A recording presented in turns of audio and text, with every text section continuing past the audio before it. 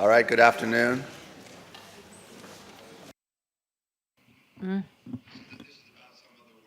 Esto es parte del trabajo del que hemos hablado ya ayer. Yo creo que en la concepción original de aquí habría menos solapamiento entre la gente que vino ayer y la que viene hoy. Las buenas noticias es que ahora puedo pasar algo de tiempo explicando, en cierto modo, por qué hacemos lo que hacemos en cuanto a lo que llamamos sistemas modelo. Yo no sé dónde estaba el puntero, pero los sistemas modelo es lo que la gente en la investigación preclínica llaman todo tipo de formas de estudiar un trastorno o un gen o un producto génico sin, de hecho, ir a los seres humanos. Los modelos son modelos de la enfermedad. Y los más importantes son modelos celulares, modelos que, de hecho, son células nerviosas en una placa Petri, y modelos animales de los que hablaré un poco también. Y toda la idea sobre esto es utilizar estos modelos preclínicos para avanzando en los tratamientos nuevos. Durante la pausa, una familia vino a verme y me dijo con bastante exactitud que hay una brecha entre el descubrimiento y la aplicación. Pasatiempo. Sabemos lo que SHANK3 es, conocemos mucho su función. Hay animales con mutaciones SHANK3, pero ¿cómo se traslada esto a cambiar las vidas de los pacientes con PMS? Y esta brecha es bastante grande. Tradicionalmente la medicina puede ser de hasta 10 años. Bajo nuevas guías, de las que ya hablamos ayer, podemos reducir este espacio, pero como todos vosotros, yo creo que todos compartimos el deseo de rápidamente pasar del descubrimiento a la aplicación.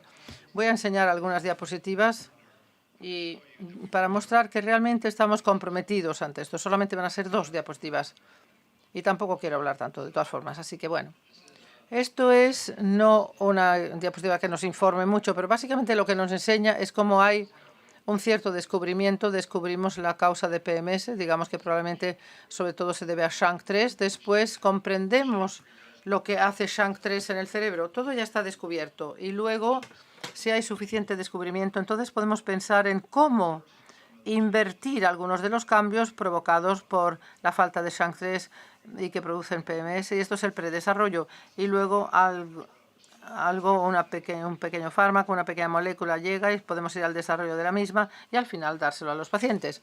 Como dije ya ayer, en enfermedades huérfanas o dejadas de lado hay incentivos para hacer que esto vaya más rápidamente, a veces. Pero hay muchos vacíos todavía y de ellos hablaré. Pero el primer vacío es cómo se va desde el descubrimiento hasta la fase de predesarrollo. Y esto es donde voy a pasar más tiempo aquí esta tarde. ¿Qué es el descubrimiento y cuál es la fase de predesarrollo? Esto ya lo enseñamos ayer. Podemos ver, concebimos el descubrimiento del fármaco como teniendo 4 pasos. Primero, una comprensión completa de la molécula SHANK3, lo que hace, cómo se cambia cuando se tiene PMS, cómo esto cambia el resto del cuerpo también. Lo segundo es el uso de células nerviosas humanas del cerebro en una placa Petri, y de ello hablaré también, como formas de poder comprender en el nervio humano o una célula cerebral qué pasa cuando el SHANK3 está mutado. En tercer lugar, el tercer paso hacia arriba es con ratones y ratas que tienen mutaciones en SHANK3, se han creado por ingeniería para parecerse a individuos con PMS, por lo menos en la genética. Y en última instancia, lo que se encuentra aquí, somos capaces de llevar estas células y cultivos y cribarlos para los fármacos, ver medicinas que pueden mejorar las cosas. Si se pueden probar estas medicinas en los modelos animales genéticamente modificados y si funcionan, luego ya podemos ir pasando a la última fase. Pasaré algunos momentos sobre esto y luego pasaré más tiempo explicando, esperémoslo de forma más clara, estos 2 pasos siguientes. Y esto es lo que llamamos sistemas modelos celulares y modelos animales, en células o en animales. ¿Qué tal va de momento? ¿Bien? Bien. La diana molecular en PMS sabemos, tenemos mucha suerte en cierto modo porque sabemos todo sobre la diana molecular, como ya oyeron ayer, probablemente algo del orden de 7.000 enfermedades poco frecuentes genéticas. De todas no conocemos las causas, pero de PMS conocemos la causa. Y esto nos permite empezar a estudiar SHANK3 in vitro.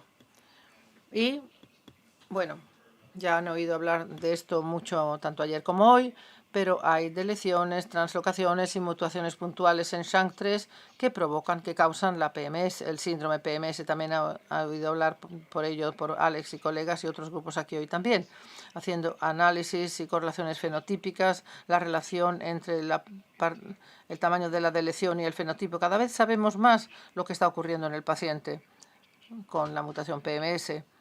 Y como todos los descubrimientos van a medida que avanzan, hay muchos individuos aún sin diagnosticar con mutaciones puntuales en SHANK3 que también tienen PMS.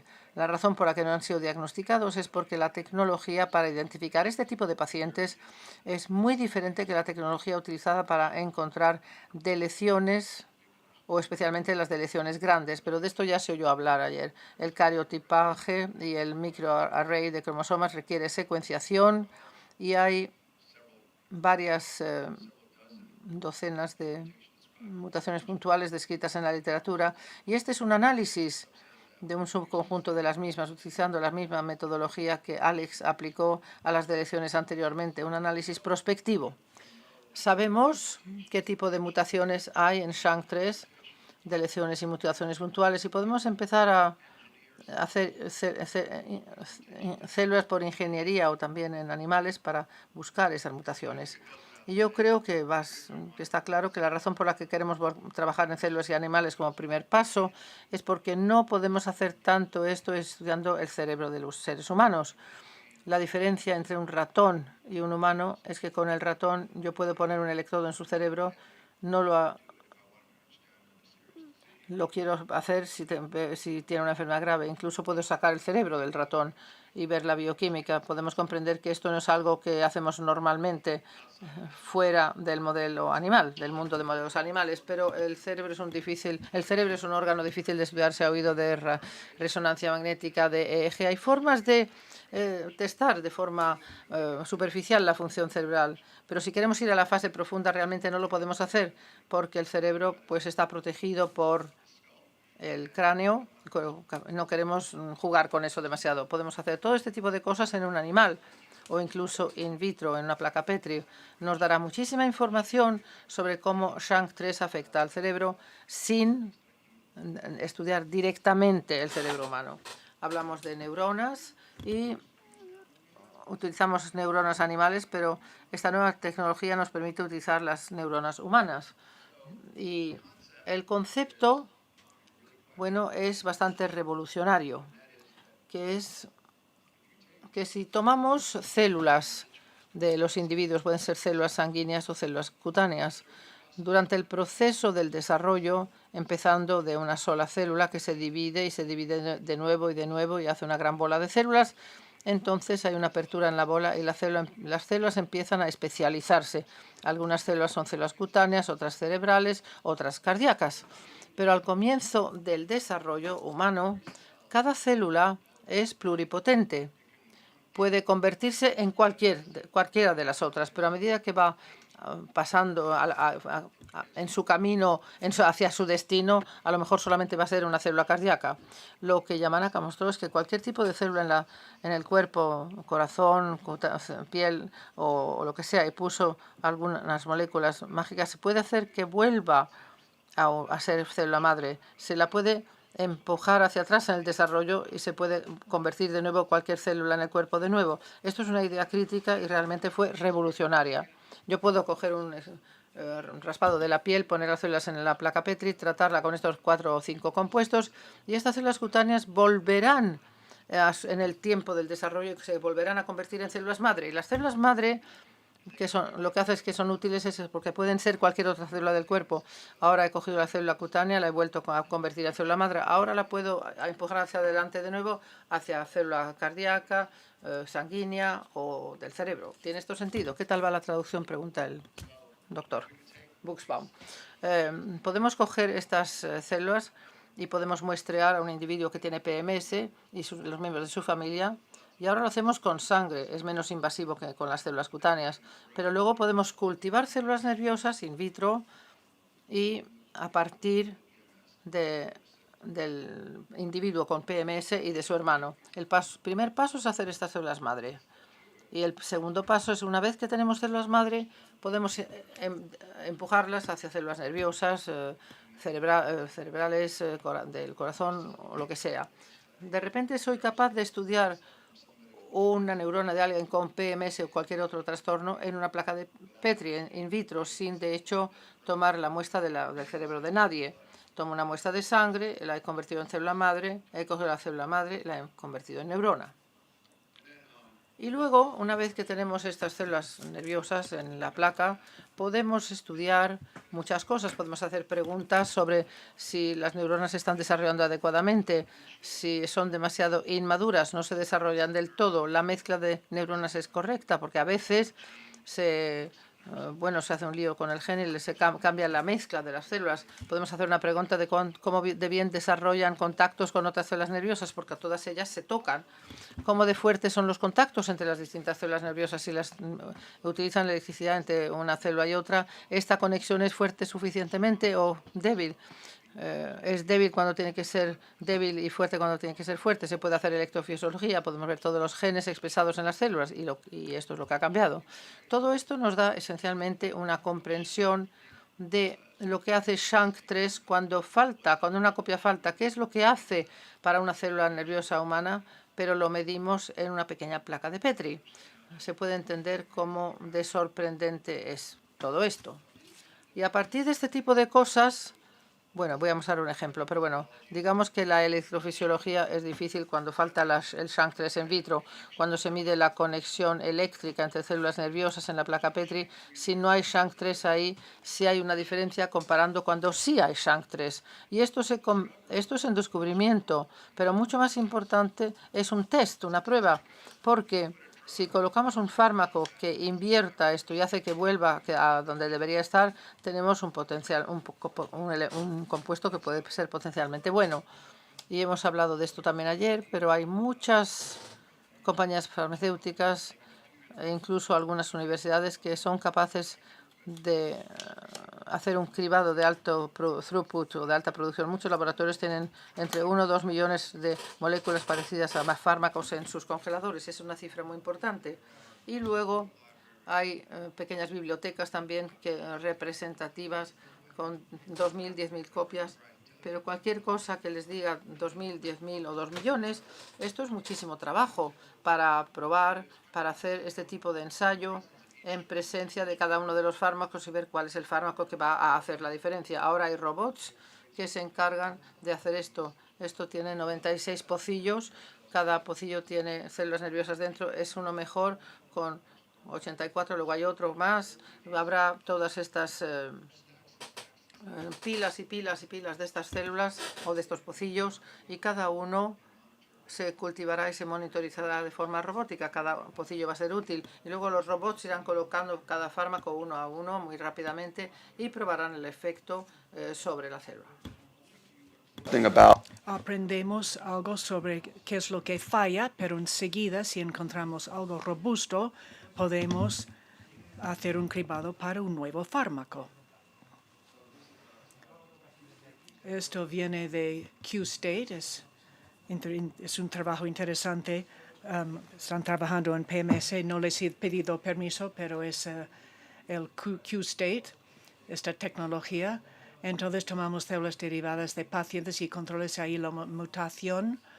Hacen células madre, células nerviosas, neuronas, y esto es el ensayo de electrofisiología. Las neuronas se comunican eléctricamente entre sí. Eso es como tiene de ser. Hay un pulso, quiescencia. Y aquí tenemos muestras de verdad de pacientes. Y en las muestras derivadas de pacientes, en lugar de tener estas señalizaciones eléctricas a misma altura, duran un estallido. Lo que vemos es otro patrón de on y off, es igual, pero en lugar de 10 salvas hay uno, no baja tan rápidamente otro. O sea que es un fenotipo celular y te dice que algo pasa, algo falla con la neurona. Y si lo vemos y hay bastante robots y necesitas mucho dinero pues colocas fármacos, haces un cribado de fármacos, colocas fármacos en estas células, 1, 2, 3, hasta llegar a 2 millones, y preguntas cuál lleva este estado anómalo y para convertirlo en un estado normal. Eso es lo que queremos. Eso es lo que es el cribado de alto rendimiento, high throughput. Y hay otras maneras de hacer estas neuronas, células nerviosas, pero no voy a abordarlo. Esto es la bondad, digamos, de este cribado de alto rendimiento. Hay células madre suficientes de PMS en el universo hoy en día que en la realidad ahora podemos hacer estos análisis. Y Q-State tiene interés, que va a hablar con Mount Sinai sobre las ramificaciones jurídicas. Hemos hablado también, otra empresa, Stanford Burn Premise es una empresa. Hemos hablado con Bridge Medicine. Y yo creo que el campo, y de hecho artículos de otros grupos, pues hay artículos muy agradables que veremos a continuación y van a seguir la misma dirección. Aquí es un resumen de otro trabajo con células madre que están haciendo aquí todos documentos con PMS. Aquí Alex, otro Alex, su estudio, dos pacientes, células madres, dos pacientes, etcétera. Entonces hacen neuronas y luego contemplas esas cosas. Y este cambio electrofisiológico se observó, por ejemplo, aquí, y también unos cambios en el contacto de las células, cuán rápida lo hacen. En otras palabras, para el PMS, de ciertos estudios ya tenemos evidencia y se podían utilizar para los cribados. Y para un resumen de lo que mencioné ayer, ¿cuántos minutos me quedan?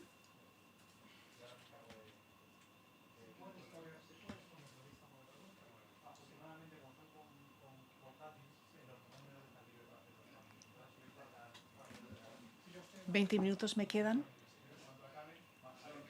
Bueno, en PMS hemos creado células madre, básicamente 15 muestras. Como comenté ayer, una cosa que podemos preguntar es cómo cambian los genes, cómo cambia la expresión génica al cambiar PMS. Algunos genes bajan en su expresión, algunos suben.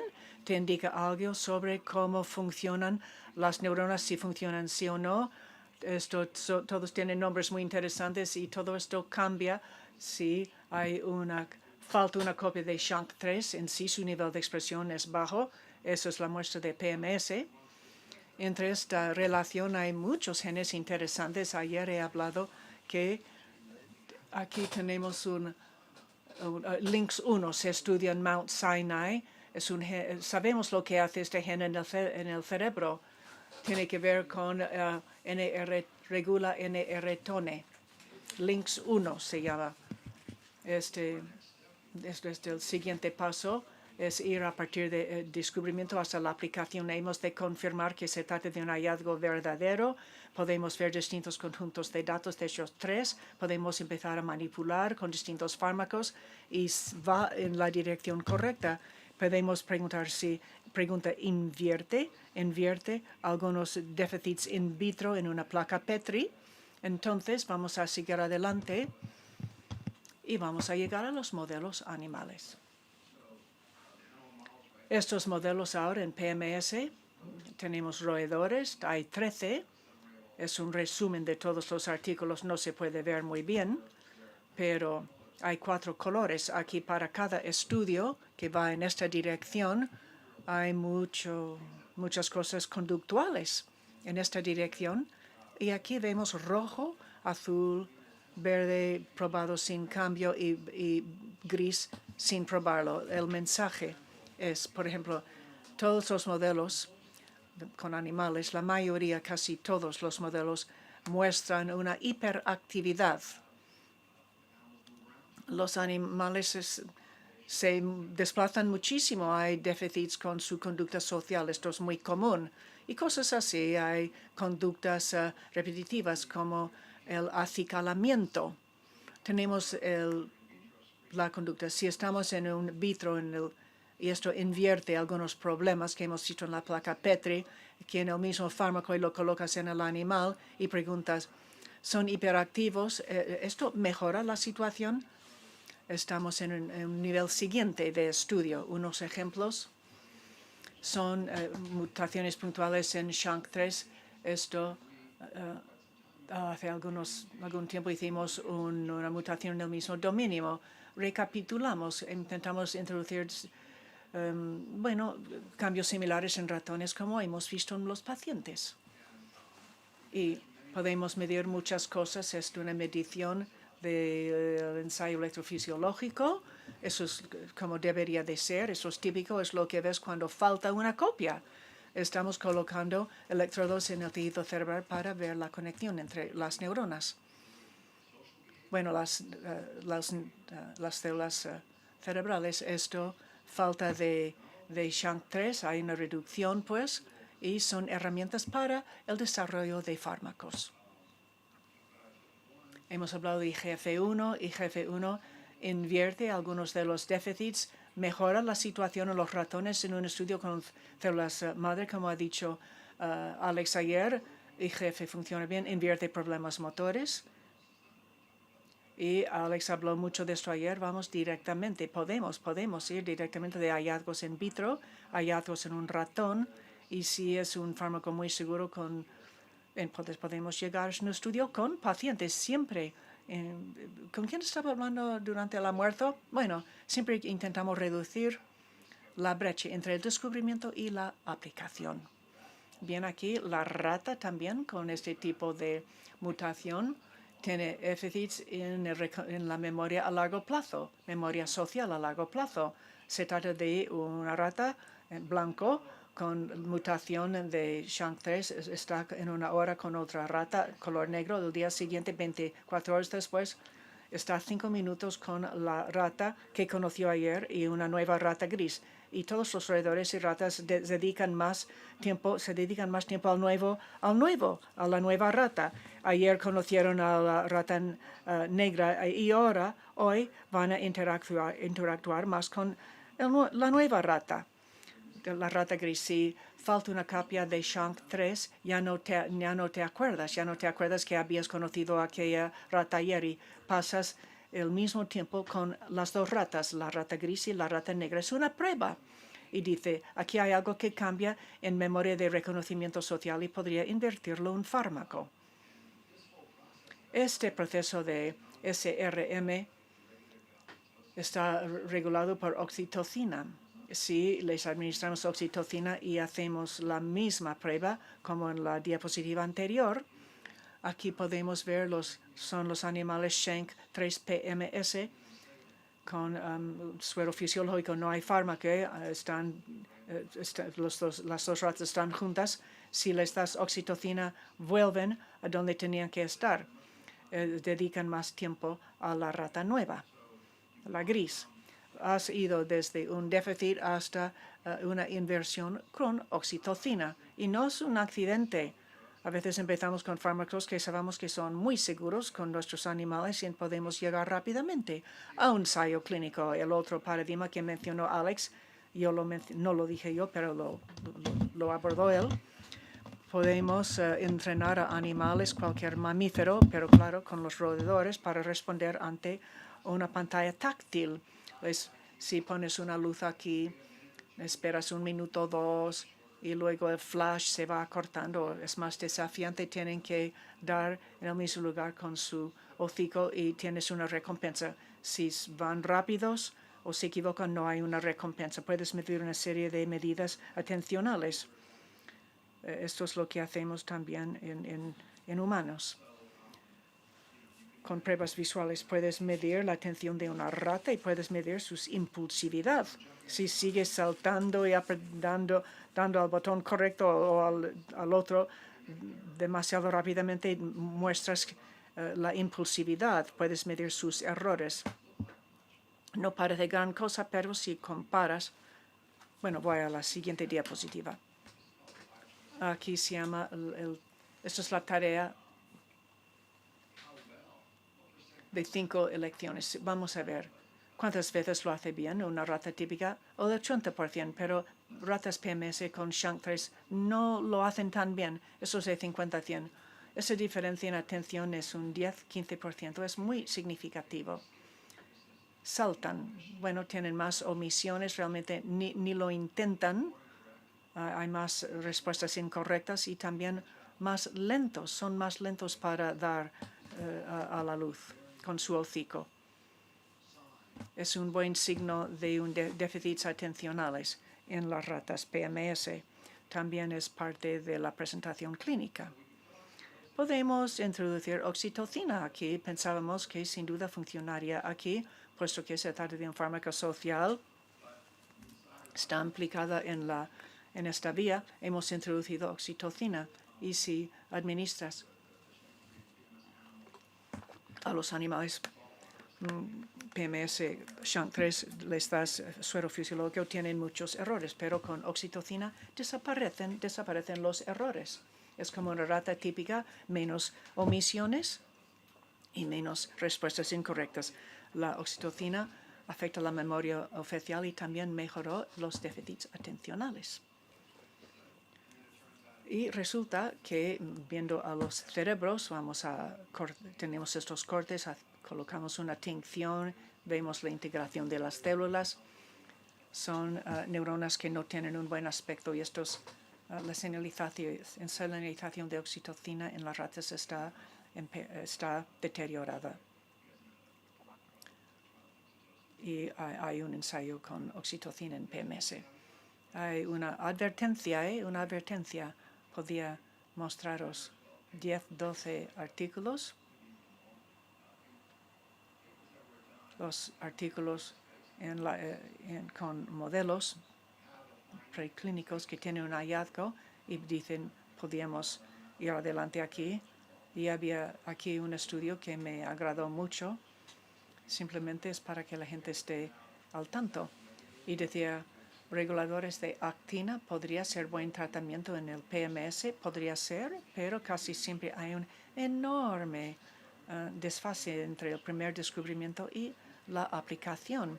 Estos artículos nos ilusionan, pero como ha dicho Alex, hemos curado el cáncer en ratas muchas veces, pero realmente no llega a realidad. Pero muy pocos documentos van a llevar este campo hasta el fármaco. Es como un embudo, hay 50 posibilidades distintas, pero luego te vas acercando y desaparecen. Estos artículos de ciencia básica son importantes, pero esto genera mucha prensa. La gente llama por teléfono, ¿dónde puedo conseguir estos reguladores de actina para mi hijo? No es tan fácil, no. En la comunidad científica se considera como todo un desarrollo, pero para las familias no es para nada. Los modelos no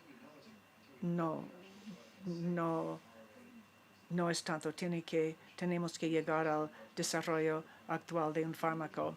Si se trata de un nuevo fármaco, pues va a requerir más tiempo. Luego, en último lugar, tenemos de comprender la diana molecular, trabajamos con las neuronas en el cultivo, hacemos las pruebas y luego vamos a los pacientes. Podemos llevar a cabo ensayos robóticos, 1 millón de compuestos. Se encontró 20 que son interesantes, probar los 20 compuestos para ver conducta repetitiva, problemas de atención. A lo mejor 2 funcionan, puede que ni siquiera entren en el cerebro. Pero una cosa del cerebro, no todo llega. Puedo inyectar una molécula en el cerebro de una rata, pero luego tengo que averiguar si funciona.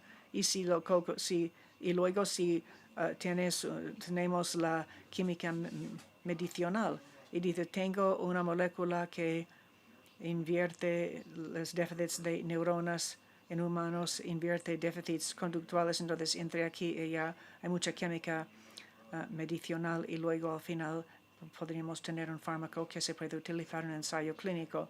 Esta es la revisión de ayer y también para explicar qué es lo que hacemos y por qué lo hacemos.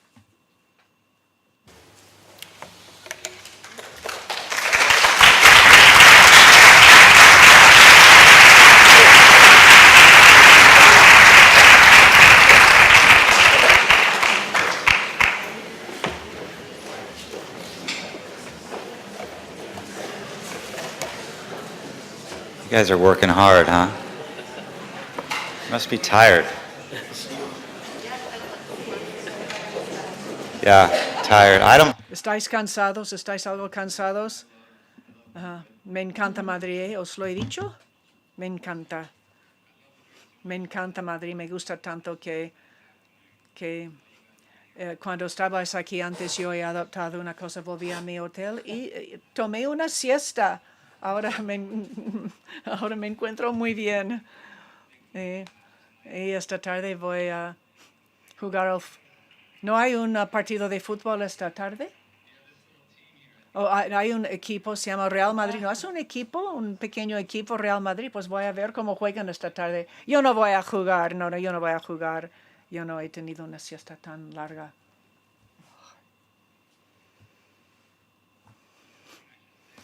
Me gustaría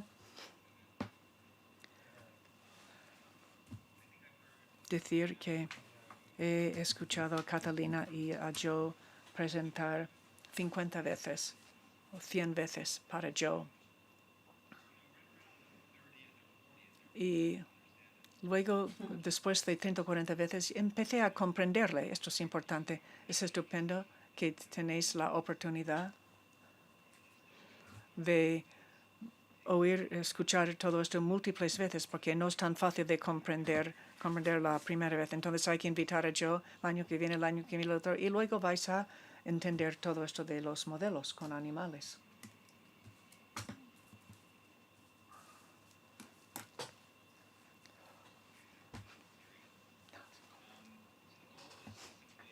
Bueno, el objetivo es revisar algunos materiales de la presentación científica ayer y vamos a subrayar el mensaje más importante. Yo he hablado de cómo trabajamos en el laboratorio y en el mundo, cómo trabajan. Tomamos cosas de un gen a un modelo, múltiples modelos, y cuando funcionan y son seguros, entonces los utilizamos en ensayos clínicos en humanos. Hay 3 en Estados Unidos con oxitocina intranasal, con IGF-1 y el otro con AMO1, es una nueva medicina. Tenemos IGF-1, el ensayo clínico, tenemos personas y placebo o fármaco, no sabemos qué, asignado de manera aleatoria. Tenemos 4 semanas de lavado, luego cambian.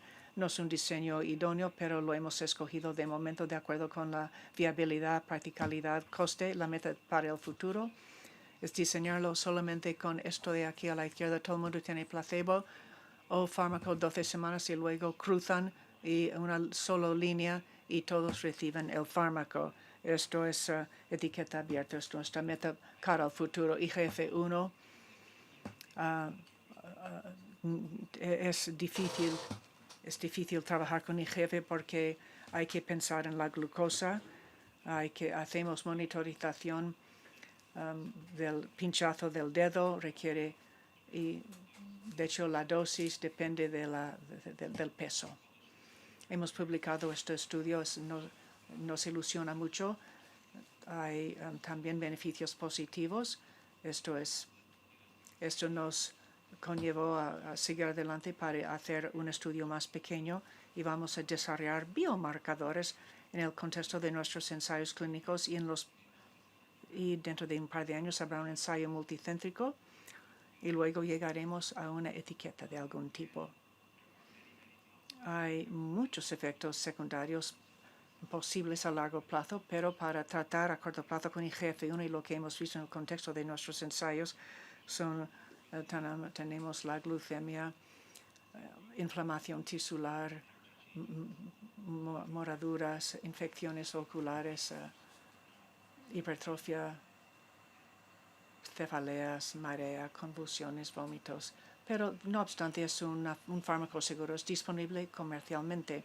Hay miles de niños con el síndrome de precisamente que con baja talla.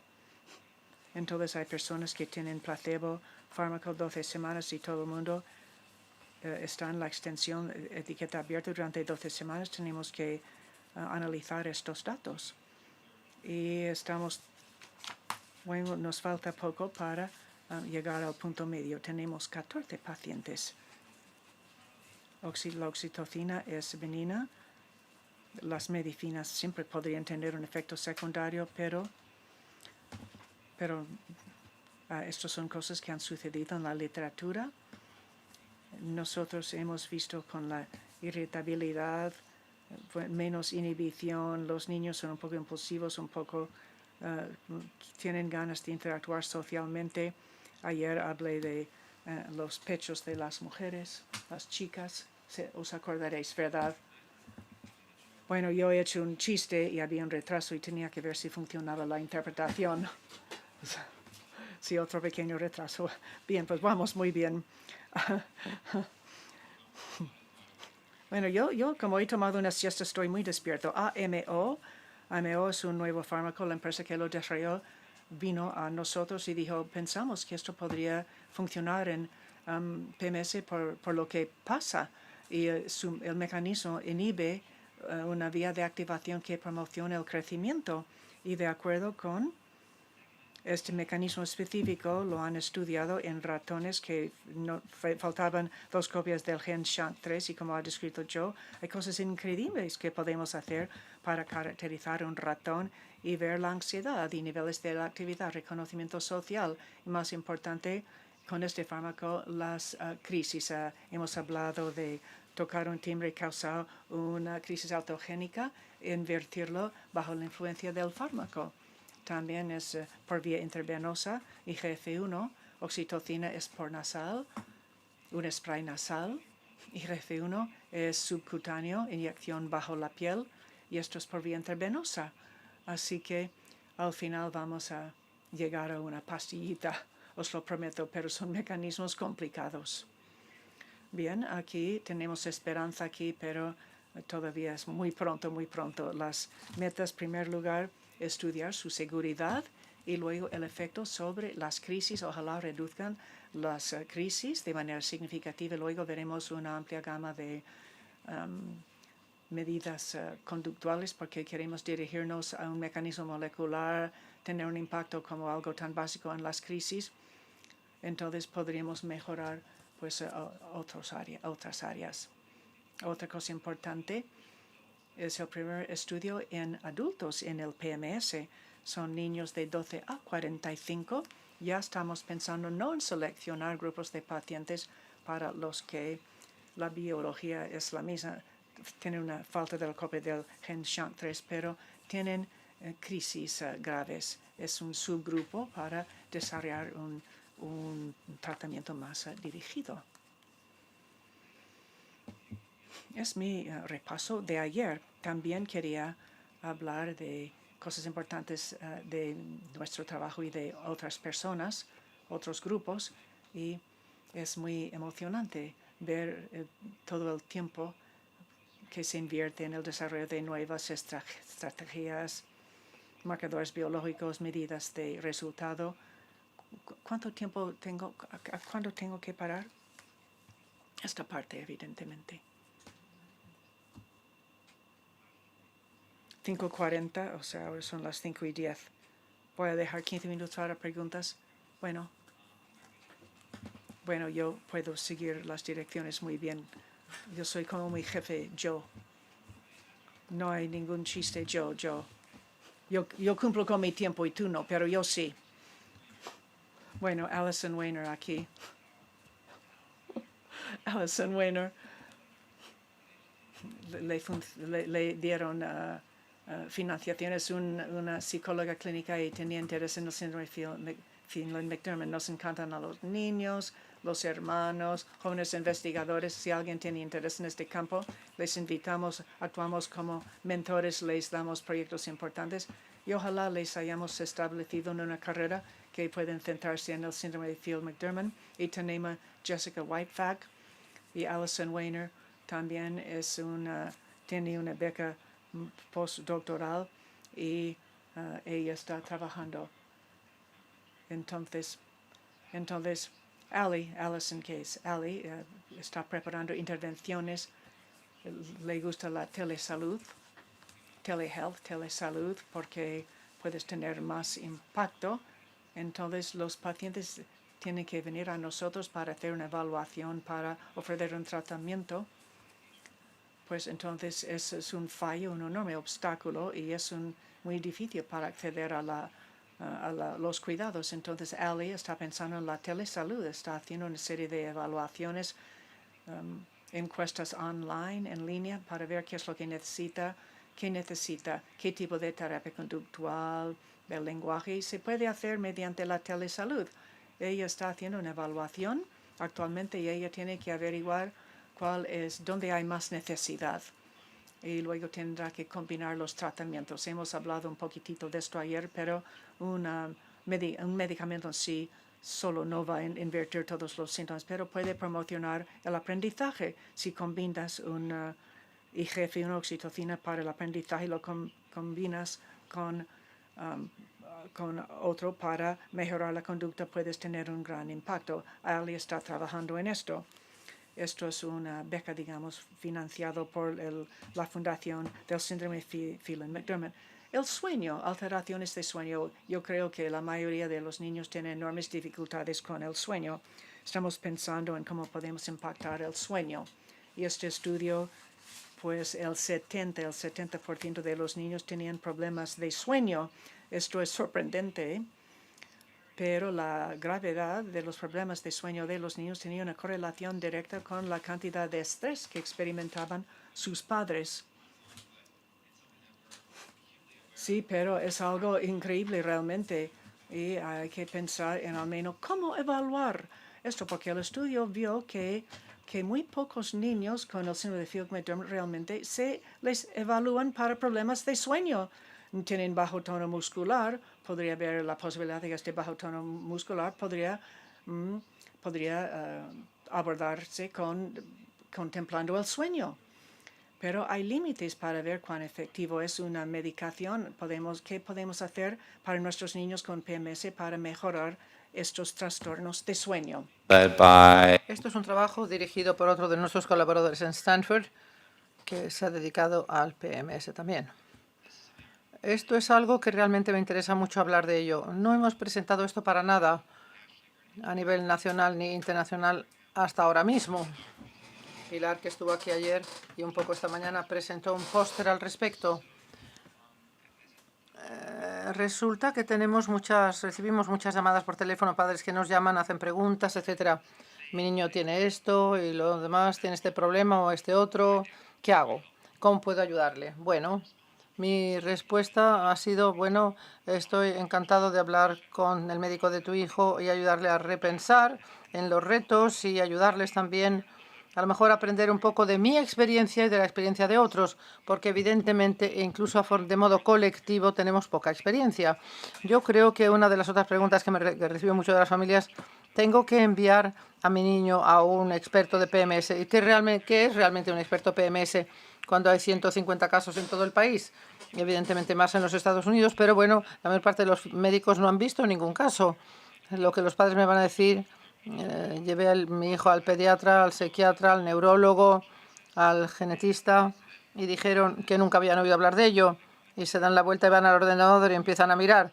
Pasamos mucho tiempo intentando desarrollar mejores parámetros para esta práctica, mejores formas de ver la evaluación y de ello hablaré mañana a las 10, así que tendréis que estar aquí a las 10. Yo creo que también traeré a mi mujer y a su hermana. Así que para que puedan reírse con mis chistes como ahora, realmente yo creo que sí que va a venir. Bueno, aunque se los debe saber. Pero bueno, perdí el hilo del pensamiento, dice él. ¿Cómo apalancamos la experiencia de las pocas personas que realmente tienen alguna experiencia con niños que tienen PMS? ¿Y cómo podemos ayudar a la comunidad global de médicos a luchar mejor para ocuparse de estos chicos? No que tengamos respuestas, pero por lo menos tenemos experiencia. Hay un modelo que fue desarrollado a lo mejor hace ya 20 años en la Universidad de Nuevo México por un especialista en hígado, un hepatólogo. Esta diapositiva es sorprendente. Debería recordar su nombre, es importante la siguiente vez que dé la charla. Pero él descubrió que había personas en Nuevo México que morían de hepatitis. Esto es en los años 90. A pesar de que había tratamiento para ello, la gente moría de una enfermedad para la que había un tratamiento conocido, porque los médicos en la comunidad no administraban ese tratamiento, lo cual es increíble en el año 98 o cuando fuera. Cogió su coche y se fue a Nuevo México y habló con los médicos, les enseñó cómo había que administrar ese tratamiento. Se dio cuenta de que estaba agotado, por lo tanto decidió, también era justo en el momento del auge de Internet, bueno, a lo mejor era al principio de los 90. Bueno, intentó apalancar su propio conocimiento creando un hub de expertos, un núcleo de expertos y luego lo que llamaba muchos ejes en todo el país, con la idea de afectar a millones de vidas y ayudar a diseminar su conocimiento a través de este telemodelo de salud. Esto podría ser un modelo bueno también para el PMS y desde entonces lo hemos repetido en docenas y docenas de patologías, desde problemas psiquiátricos a problemas infecciosos, a oncología, porque el nivel de cuidado de asistencia varía, depende de dónde vayamos y del país en que estemos. Pero Internet puede pues nivelar todo esto. Así que equilibrarlo y nivelarlo. Creamos un hub, un núcleo virtual de expertos en PMS o lo que esperamos que vayan a ser expertos o expertos relativos, dicho sea de paso, pero bueno. Mi chiste de experto, ¿saben cómo se define un experto en un juicio? Siempre que se sabe algo más que cualquier otro en la sala, es uno el experto. Por esa definición, todos somos expertos. Entonces, y luego los ejes en este caso son médicos locales de la comunidad o de la comunidad local, cualquiera, en Madrid, en Barcelona, en cualquier lugar, prácticamente cualquier lugar puede rellenar el formulario de consulta, enviarme por email esa consulta. Y cada mes tenemos una llamada telefónica donde invitamos a la gente que venga a presentar estos casos. Y hay 15 de nosotros ahora, 15, todos en todos los Estados Unidos, incluyendo luego también Francia, Países Bajos. Nos encantaría invitar también a médicos españoles. Y nos estamos centrando, y esto es muy importante, en síntomas neuropsiquiátricos y ahí es donde estamos empezando. Estamos justo en pañales todavía. También se puede hacer esto para la gastroenterología. Podemos tener un grupo ECO para el linfedema. Podemos tener un grupo también para las convulsiones o las crisis. La cantidad de cosas son enormes, pero el grupo de gente que de momento se centra en ello resulta que sobre todo son neurólogos y psiquiatras. Nuestra área de experiencia es sobre síntomas neuropsiquiátricos y, por supuesto, cuando hemos dicho esta mañana, esta noción de que el fenotipo puede cambiar y llevar a problemas psiquiátricos muy significativos fue muy alarmante para nosotros y los tratamientos normalizados que utilizábamos no eran eficaces. La idea era centrarse en eso.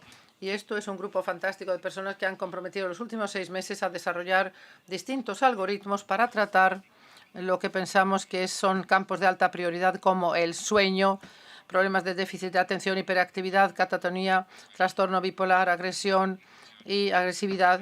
Y ahora hemos desarrollado varios temas y cualquiera que sea médico y que esté interesado o preocupado, bueno, pues mándenme un correo.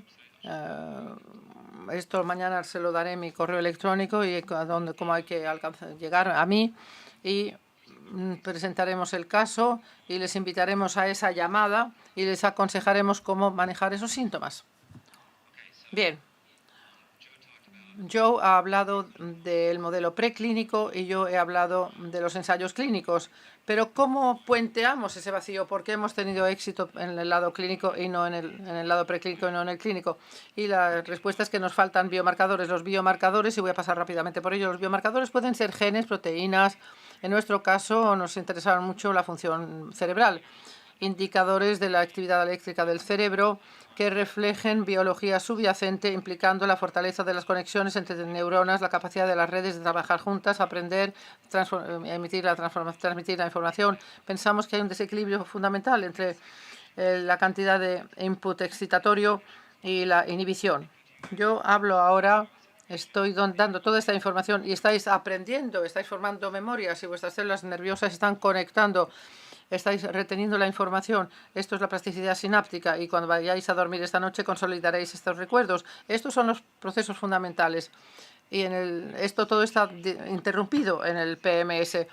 Utilizando la electrofisiología sabemos que las cosas como, por ejemplo, el input excitatorio hacia el cerebro debería tener este aspecto con esta este pico grande y profundo que refleja lo que se llama la actividad glutamatérgica, que está totalmente ausente en PMS, incluso en comparación con el autismo. La fuerza del impulso excitatorio está deteriorado. Vemos esta forma de onda puede cambiar a lo largo del tiempo y podemos tener un biomarcador en síndrome PMS. Y también vemos que la extensión de la excitación, del impulso excitatorio, mejora como respuesta a IGF-1. Este es el tratamiento, esto es antes del tratamiento de IGF-1, esto es después, y esto es particularmente importante, la banda de frecuencia de este potencial evocado, es así como se llama, de ello hablamos ayer. Y el hecho de que, de hecho, está moviéndose con el tratamiento es muy importante para nosotros. También es muy importante para nosotros la extensión de esta excitación, que está correlacionada con la extensión de la hiporreactividad. La idea de que el biomarcador electrofisiológico esté conectado a un síntoma clínico implica que este marcador electrofisiológico tiene un significado real, y esto es importante. Voy a dar, ayer hemos hablado de estos potenciales evocados visuales, nos gustan, y estoy hablando de ellos ahora. Y aquí ya sois expertos, lo habéis oído 2 veces, ya lo sabéis todo. Así que si miráis todas estas formas de ondas, ya son de ondas. Esto es el contraste, si lo vemos como en un tablero de ajedrez, lo veis 10 segundos y desencadena en la parte visual de nuestro cerebro, desencadena una respuesta que podemos medir de forma eléctrica. Miren cuidadosamente, esto evidentemente es una gran profundidad, una caída profunda. Alguien lo mira, a ver. Captan los pacientes con PMS, ahí están. Incluso en la consulta, en la comunidad, si les damos una pequeña máquina de potenciales evocados y se intenta decidir, voy a dar a este niño un tratamiento, puede ser que en una sola dosis del tratamiento se pueda ver ya un cambio en esta forma de la onda. Estos son ondas, es formas de medir de forma objetiva o de predecir la respuesta al tratamiento, incluso en la situación de la consulta diaria. Y esto es muy interesante, ¿verdad? Se puede hacer lo mismo con potenciales auditivos. Estos son lo otros serán estímulos visuales, estos son auditivos. Si yo hago un sonido, pues vais a sobresaltaros. Bueno, aquí está el salto, justo ahí.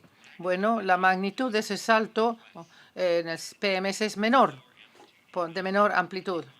Si hacemos esto así, eventualmente pues dejáis de saltar. Menos salto, menos salto, menos salto. En el PMS no tanto. La latencia y la habituación es diferente. Esto no es más que una medida de una diferencia entre personas y las personas con PMS que reflejan las causas del déficit, pero en este caso del proceso auditivo. A lo mejor aquí tenemos otro biomarcador potencial y otra forma de probarlo en el contexto del tratamiento. Otros retos importantes para nosotros y otras cosas en las que se centra en este campo es intentar tener mejores medidas. Los padres son los expertos de sus hijos, ya es la 4ª vez que lo digo, pero no al 100% fiable porque quieren ver mejoras. Por lo tanto, necesitamos pruebas más objetivas. Necesitamos formas de cuantificar el cambio clínico, necesitamos formas de hacerlo relativamente rápidamente también. Una de estas formas es dirigirse específicamente a este dominio de reactividad sensorial, que es muy frecuente en PMS el tener baja reactividad de estímulos sensoriales. Esto puede que no sea el dominio de síntomas más importante, pero si el niño se golpea la pierna, se araña la piel y no se queja y no sabemos lo que está pasando y de repente se desarrolla una infección que puede tener luego complicaciones importantes. Hemos tenido niños con un hueso fracturado y pasan días antes de que los padres se den cuenta. De repente va cojeando el niño. ¿Y por qué cojea mi niño? Anda, pues ha roto la pierna. Bueno, y eso lo vi la semana pasada. Y es tremendo, pero esto es un tema muy importante para nosotros. Cualquier cosa que pensamos que pueda tener un impacto es importante. Hay que hacer un mejor trabajo midiéndolo por razones obvias. Si el umbral del dolor es muy alto, como muchos de estos niños lo tienen, no queremos desarrollar un paradigma donde se induja el dolor. Ahora es doloroso. Bueno, yo voy a dejar a Joe que se centre en los ratones en otra ocasión sobre este mismo punto. Tomar imágenes. Las imágenes es otro marcador. La resonancia magnética es de muy alta resolución. Podemos hacer donde podemos medir la actividad de los niveles de oxígeno de la actividad, mejor dicho, los niveles de oxígeno para medir la actividad, se corrige él. Hemos puesto a los niños en los escáneres cerebrales, comparándolos con otros niños con autismo, y luego les pedimos que escuchen sonidos sociales o no sociales. Y lo que hemos visto es que los niños con PMS activaban la parte adecuada de su cerebro como respuesta a los sonidos sociales y no sociales, o a los no sociales. Esto es importante. Los niños con autismo idiopático no lo hacían. Los niños con PMS sí. Por lo tanto, una de las hipótesis es que, de hecho, los centros cerebrales puede que estén más intactos de lo que pensamos en cuanto al procesado del lenguaje. Una razón por la que no hablan es que puede que sean más periféricos, más motores, no pueden formar las palabras. Y esto es un hallazgo muy importante y, evidentemente, la imagen cerebral es un ejemplo de algo que se puede hacer pre y post tratamiento para ver si la logopedia puede normalizar parte de la actividad cerebral. La cosa desafortunada sobre la imagen cerebral es que es muy cara y en el caso del PMS a veces hay que sedar a los niños porque lleva mucho tiempo y hace mucho ruido y es muy molesto para cualquiera que se haya hecho una resonancia, lo sabe. 5 minutos más. El lenguaje ya es un dominio muy importante para nosotros. Esto es una especie de santo grial. Podemos ver tratamientos que mejoran la cognición o el lenguaje. Será absolutamente sorprendente. Pero ¿cómo se miden los pequeños cambios en el lenguaje? No se puede hacer un ensayo durante 1 año o 2 años. No vamos a esperar y ver cuándo va a empezar a decir el niño palabras. Cuando se empiezan los balbuceos, expresar palabras, los padres y los clínicos no son fantásticamente fiables al respecto. Tenemos esto, Lena, que es un análisis de entorno del lenguaje. Lena se llama este pequeño dispositivo que vemos aquí. A ver cuántos centímetros hay ahí. ¿No lo veis? En Estados Unidos no hay el sistema métrico. Catalina está perdiendo su concentración. Entonces, si ella la pierde, no digamos los demás. Así tendréis un problema tremendo ya.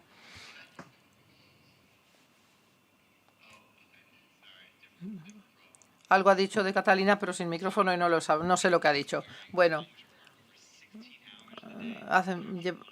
los niños llevan esto 16 horas al día captando. Hay cientos de estos registros y este registro, de hecho, se puede conectar a un ordenador y escupe esencialmente vocalizaciones. Si el niño es verbal, puede, se ve cuando es el padre, el niño se puede filtrar cualquier ruido, se puede filtrar llantos, toses, lo que pensábamos que era una tecnología muy buena. Desafortunadamente, hacía un trabajo espantoso de captar el ensayo clave. Solamente 40% de las veces esta máquina, comparando con mi estudiante de medicina, correctamente identificaba al niño clave. Y esto, por lo tanto, no es demasiado bueno. Pero lo que es importante, esta vez no he sido yo, que ya pasó ayer, pero hoy no he sido yo. Pero es importante es que una vez que identificó al niño clave, era muy exacto contando las vocalizaciones. Incluso aumentos sutiles en la vocalización se podían ver en el contexto del tratamiento y esta herramienta lo puede medir. Sin embargo, una de las cosas que vimos fue que la herramienta es mucho mejor midiendo las vocalizaciones en niños más pequeños y malísimo en las vocalizaciones de niños que tienen vocalización estereotípica. Realmente no están relacionadas con el habla, es más bien sonidos de respiración, etcétera. Ahora tenemos alguna idea si vamos a utilizar esta herramienta, para quién va a ser más eficaz esta herramienta. Otro ejemplo de un biomarcador objetivo. La marcha sabemos que es un síntoma realmente importante. La mayor parte de los niños tienen bajo tono muscular, anomalías de la marcha. Hemos intentado hacerlo mejor para ver cómo se puede medir la normalización de la marcha. Una de las cosas que hemos hecho era colaborar con un científico en New Jersey, donde engancha a los niños en 16 centros y crea estos avatares, donde de hecho se puede cuantificar la marcha de una forma muy específica. Este es un niño con PMS, que tiene 15 años. Vemos cómo flexiona la parte superior de la pierna, sus rodillas se tocan un poco y cuando anda es exactamente el aspecto que tiene ahora. Pero lo curioso de esto, lo que está bien, es que la tecnología extrae puntos de datos específicamente cuantificables y se puede medir pre y post tratamiento. cómo van cambiando estas medidas hacia lo que consideramos una marcha más normal, porque evidentemente también tenemos datos de controles. Lo que podemos hacer con esta tecnología es que podemos medir su capacidad de aprender y rodear obstáculos. Nuestro colega ahora ha publicado datos basales sobre la diferencia entre niños con autismo y niños con PMS, y lo que ha descubierto es que todos tenemos la intencionalidad de nuestro movimiento, pero en estos movimientos hay una pequeña fluctuación. Lo llama en el síndrome PMS, esto es mucho más pronunciado. Y es el por qué, en parte, podemos tener a niños que hacen actividades de tocar la pantalla. Incluso la idea de utilizar un dispositivo de comunicación. Tenemos una imagen, la imagen dice tengo sed. La gente con PMS les costará llegar a esa imagen con intencionalidad. Una de las razones es porque hay mucho más ruido en la intencionalidad de su movimiento. Y esto es algo que se pudo captar utilizando esta tecnología. El seguimiento visual, lo han visto ya esta mañana. Esto es otra tecnología, se puede medir de forma objetiva, utilizando imágenes flash en una pantalla. Si queremos medir la atención, podemos ver cómo de rápidamente se mete en la imagen o podemos ver la preferencia hacia imágenes sociales o no sociales. Y también se pueden hacer cosas con los animales para intentar descubrir si la atención de los niños mejora o si hay una atención selectiva ante estímulos sociales. De nuevo, esto es muy importante. Done. Right on time. Bueno, a punto, justo a la hora. Bueno, perfecto. Bueno, cambié mi diapositiva de agradecimiento. Tenía un grupo entero ahí. Y este grupo se llama Catalina Betancourt. Bueno, lo puede leer. A lo mejor no está aquí, pero muchas gracias, Catalina, por organizar esta conferencia que me has dicho de qué hablar, cuándo empezar, cuándo parar. Y hablar de lo que sé de genética. Y a Joe también, que es simplemente mi jefe y que me paga el salario. Pues muchas gracias a él también.